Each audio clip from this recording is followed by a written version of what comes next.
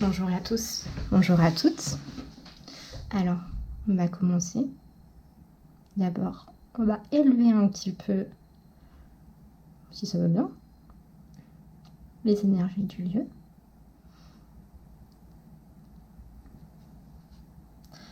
Un petit coup de Palo Santo. Ne respectons pas l'environnement, c'est très bien. Voilà. Acheter des brins et apprendre après qu'en fait c'est de l'exploitation, c'est cool, on aime ça. Un petit coup de ça.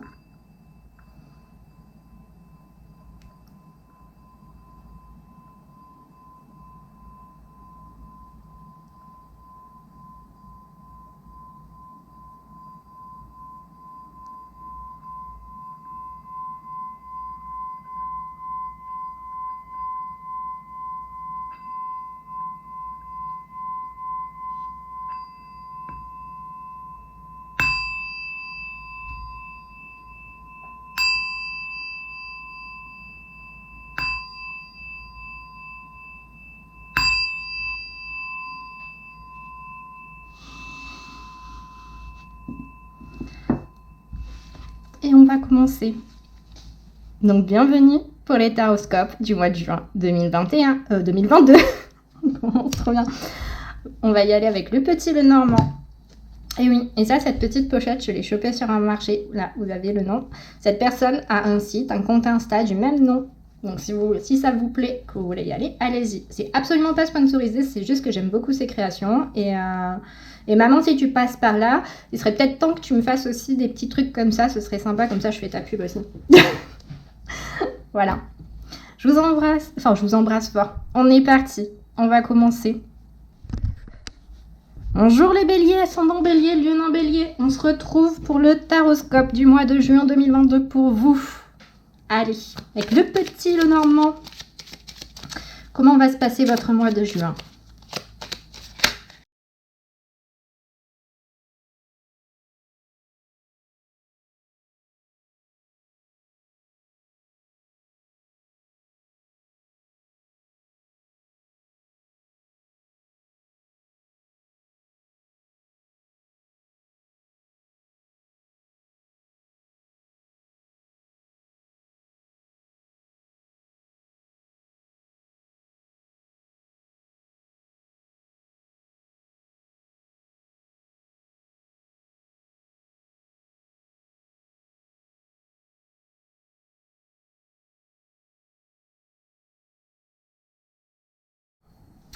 Bonjour les taureaux, ascendant taureau, lion taureau et bienvenue.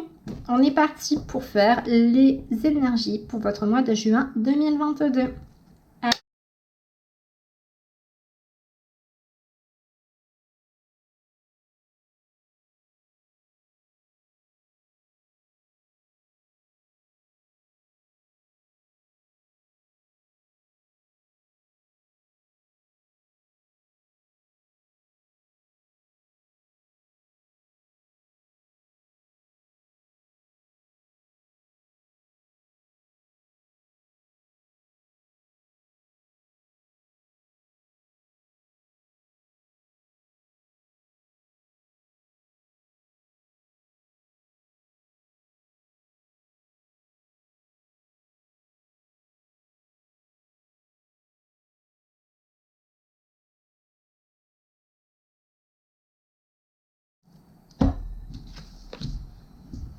Allez, la carte du milieu.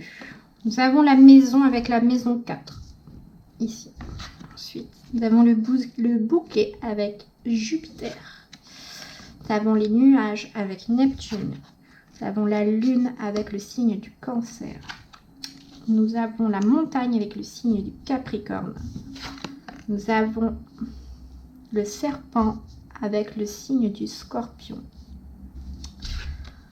Nous avons le chien avec la maison 11. Nous avons la femme, ou en tout cas assimilée femme, enfin perçue comme femme, bref, vous comprenez, avec Vénus. Et nous avons l'arbre avec la Vierge. Ok. Donc là, sur ce mois de juin, donc en carte centrale, nous avons la maison avec la maison 4. Donc là, clairement, on parle de votre foyer, de votre ancrage, de votre intérieur, que ce soit matériel ou comment ça s'appelle, ou immatériel, dans le sens où ça peut être votre corps, votre propre vaisseau personnel, vaisseau d'âme, comme vos relations, parce que je ressens pas mal aussi le foyer, le cocon, mais c'est pas forcément un cocon physique, ça peut être votre cocon physique, ça peut être comme ça peut être votre cocon mental, dans le sens où on a tous et toutes notre zone, on va dire, de sécurité mentale, où on va se réfugier lorsque on ne va pas bien, qu'on se sent attaqué, qu'on veut du repos, du calme et tout ça. On se crée ça. Ça peut être dans la matérialité, ça peut être un cercle d'amis, une famille aimante, juste un binôme. Enfin, vous voyez un petit peu où je m'en veux venir. C'est vraiment là, on parle, il y a la zone de confort, il y a la zone de cocon. Donc là, centralité, pardon, excusez-moi. Donc là, au niveau central, donc on a cette notion de cocon et de zone, de lieu en fait ressourçant, réconfortant, où vous n'avez pas peur de rien, vous vous sentez vraiment protégé. Première ligne, donc nous avons le bouquet avec Jupiter, nous avons les nuages avec Neptune et nous avons la Lune avec le signe du Cancer. Donc le bouquet, généralement, pour moi, c'est la bonne nouvelle, c'est le cadeau qu'on nous fait, c'est la bonne surprise qui arrive, c'est la beauté qui te fait... Wouh, voilà, on est content. Les nuages. Les nuages peuvent venir comme ils peuvent partir. Pour moi, là, je sens qu'on est dans un entre-deux par rapport à eux, dans le sens où... on essaie de les faire partir, de dégager le ciel, de dégager votre ciel mental intérieur. Cependant, c'est assez problématique, assez conflictuel, assez douloureux, je le sens. Et en troisième position, donc sur cette première ligne, nous avons notre très chère Lune avec le signe du Cancer. Donc qui vient appuyer par rapport à la maison 4, c'est quand même assez intéressant aussi. Donc, que nous dit cette lune? Pour moi, elle vient pour nous parler de part d'ombre et surtout un peu comme à l'instar de la lune dans le tarot traditionnel. Moi, je la ressens toujours un peu comme ça, oui. Enfin, je la sens bienveillante, mais aussi une bienveillance pour mettre en fait en lumière les parts cachées en fait, quand je parle de parts cachées, c'est vraiment du genre, j'avais planqué la poussière sous le tapis, malheureusement la lumière de la lune me montre que ça fait une petite bosse et que ça fait pas tellement illusion que ça en fait la poussière sous le tapis, et qu'il faudrait peut-être que je prenne l'aspirateur, je l'aspire et je la jette quoi. C'est un peu cette idée-là que j'ai. Donc là, sur cette première ligne, pour moi, c'est qu'on va vous permettre, sur ce mois de juin, de vous permettre de voir de voir ce qui coince encore pour vous et de le traiter. Dans le sens, quand je dis le traiter, c'est vraiment dans le sens... de prendre le problème à bras... Enfin, même pas prendre le problème à bras le corps, parce que avec cette lune, je ressens quand même une certaine forme de douceur. Dans le sens, il y a une certaine clémence. En fait, c'est un peu comme si les nuages... oui, il y en a encore, mais on vous dit, ok, là, on va t'aider à dégager ton ciel. On sait que t'en as chié, on sait que t'en as bavé, on sait que t'as souffert, que t'as douillé et tout ça. Donc là, on va y aller tranquille, on va y aller mollo, mais on va t'aider quand même. Voilà, tu vas prendre ton rythme et tout, mais on va faire en sorte que voilà, les nuages ils y soient plus, parce que pour toi, ce sera quand même un peu mieux quoi. Donc voilà pour cette première ligne. La seconde, donc nous avons la montagne avec le signe du Capricorne, comme je le disais. Donc on retrouve la maison avec sa maison 4 et le serpent avec le scorpion. Là, ce serpent, je ne le sens pas comme on peut parfois l'interpréter avec le petit, le normand, comme une trahison. Je le ressens vraiment plus comme quelque chose qui vous bouffe de l'intérieur. Et pourtant, en fait, un secret que vous voulez absolument garder, que vous n'osez vraiment pas dire, que vous essayerez... Enfin, en gros, j'ai deux choses. C'est... le premier message, c'est se faire toute une montagne d'une chose alors qu'en fait, c'est pas si terrible que ça. Quand je dis si terrible, c'est dans le sens où pour vous, c'est un peu du genre oh là là, quand j'avais 10 ans, j'ai taxé 2 euros à mon papa sans lui dire pour aller acheter des carambars. Et en fait, ça vous bouffe quoi. Genre, vous n'osez pas avouer ça. Sauf qu'au final, ça va quoi. C'était juste, voilà, t'avais c'est un truc de gosse quoi. C'est un truc de gosse que je crois que quasiment tous les gosses ont fait à un moment, piquer des thunes pour aller acheter mon bec. C'est un peu, voilà, donc quand je dis c'est se faire toute une montagne de pas grand chose, c'est un peu ça, et en fait vous vous laissez bouffer par en fait la notion d'avoir menti, d'avoir caché une vérité, alors que cette vérité au final, ce que vous avez fait c'est normal en fait, il n'y avait pas de meilleure façon de réagir, il n'y avait pas de... Voilà, enfin...